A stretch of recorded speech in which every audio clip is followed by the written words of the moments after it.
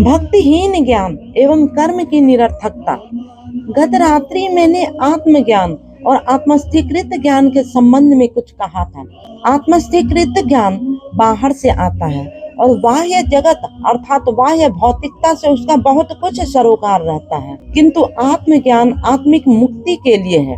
आत्मज्ञान परा ज्ञान या परा विद्या है और आत्मस्थिकृत ज्ञान अपरा ज्ञान है। मानव अस्तित्व 3 स्तरों का है: शारीरिक, मानसिक और आध्यात्मिक। यह संस्कृत के 3 नियंत्रक शब्द प्रदर्शित करते हैं। वे हैं भू, भुवः, स्वः। सप्त और त्रि में 7 हैं: भू, भुवः, स्वः, महः, जनः, तपः और सत्यम। भू तुम्हारा शारीरिक अस्तित्व है, भुवः तुम्हारा मानसिक अस्तित्व है और स्वः तुम्हारा विशेष स्तरीय अस्तित्व है। हालांकि अस्तित्व अभिव्यक्तियों का है, किंतु उसके प्रसारण 4 अवस्थाओं या स्तरों का है। वे शारीरिक, शारीरिक मानसिक, मानसिक या शुद्ध मानसिक और चौथा है मानसाध्यात्मिक।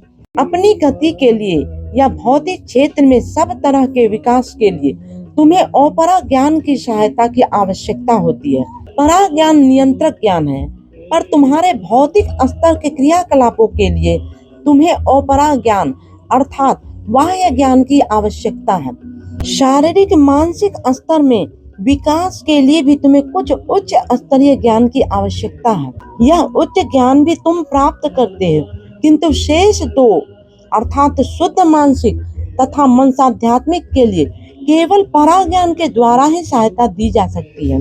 अर्थात 2 निम्न स्तरों के लिए बाह्यात्मक ज्ञान या अधिक उपयुक्त कहें तो बाह्य आभ्यंतरिक ज्ञान है अर्थात आत्मस्थिकृत ज्ञान है, तथा 2 अधिक सूक्ष्म अभिव्यक्तियों के लिए है आत्मज्ञान। तुम परम पुरुष की कृपा से इस दुनिया में हो।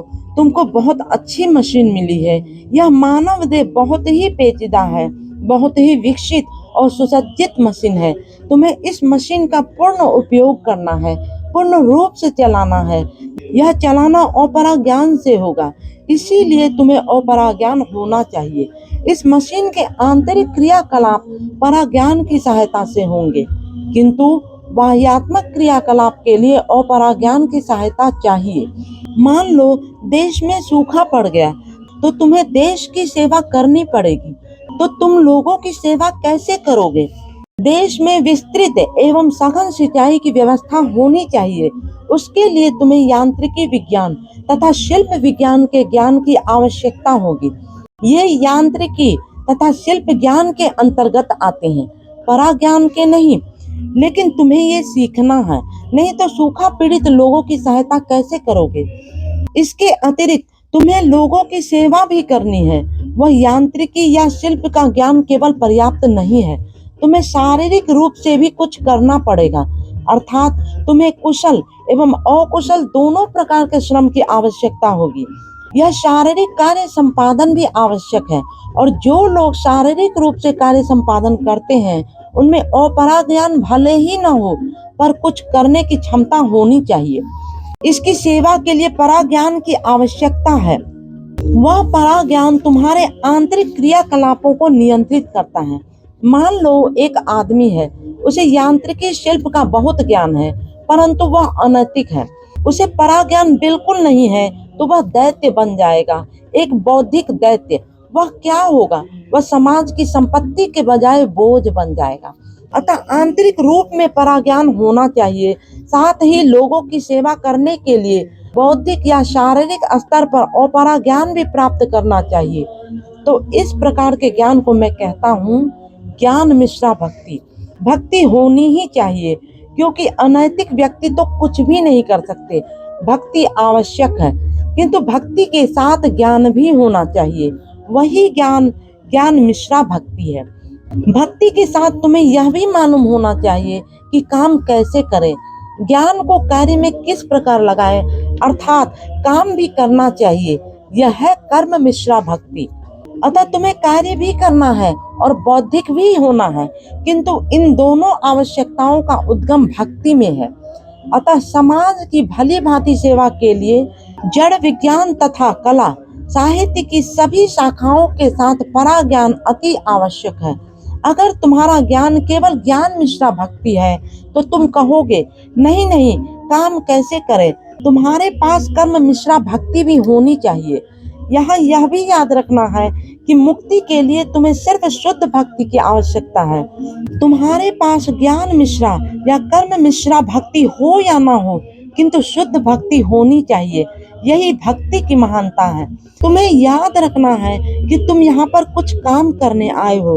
अभी अभी मैंने उत्तरी भारत के किसी धर्म महाचक्र में कहा था कि काम करते करते मरो, मरते मरते काम करो।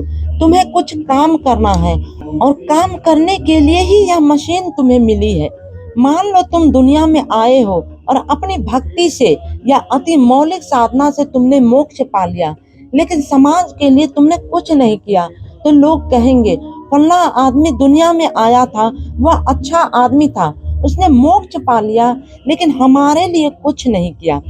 तुम्हारे लिए ऐसा कोई ना कहे।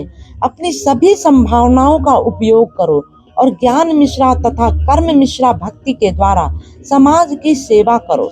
मानव के कार्यकलापों की जो उच्चतर अवस्थाओं में अर्थात शुद्ध मानसिक तथा मनसाध्यात्मिक स्तर में मोक्ष प्राप्ति है, इस क्षेत्र में दूसरे प्रकार के ज्ञान सही नहीं है।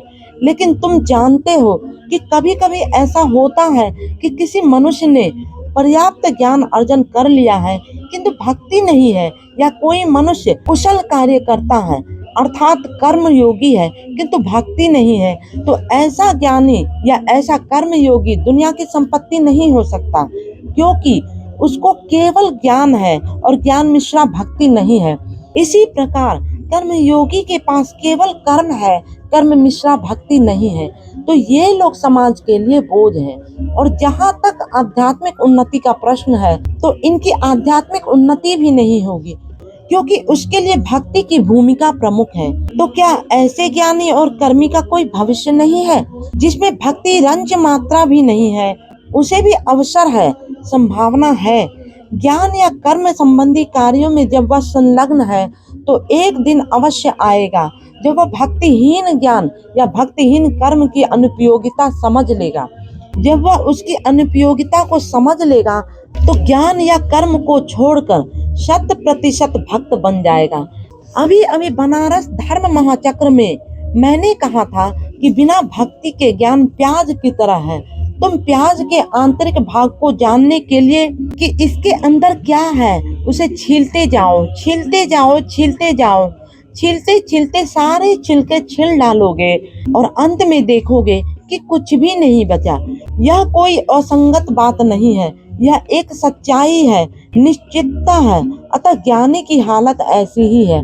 प्याज की जगह लहसुन शब्द का भी उपयोग कर सकते हैं, जिसमें दुर्गंध होती है। और कर्मी की हालत कोल्हू के बैल की तरह है।